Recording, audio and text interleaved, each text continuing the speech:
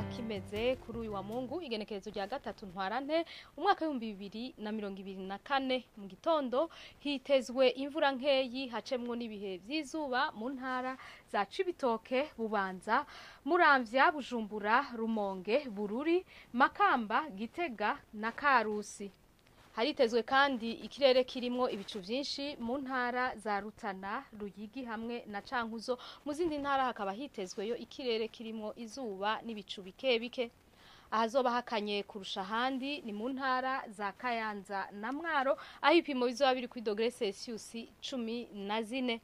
Ku muhingamo hitezwe imvura mu ntara zitari nke z'igihugu cacu uretse intara za Cibitoke, Bubanza, Bujumbura na Rumonge hitezweyo ikirere kirimwo ibicu vyinshi gusa. Ahazoranga ubushuhe kurusha handi ni mu ntara ya Cibitoke, aho ipimo bizoba biri kuri dogere Celsius 32. Ejo mu gitondo izuba rizoseruka igihe cy'isaha 12:10 rirenge igihe cy'isaha 12:18 zo ku mugoroba. Amakuru atekanya ikirere agarukiye ngaha, mwayakoze kuyakurikira mugira ibihe vyiza.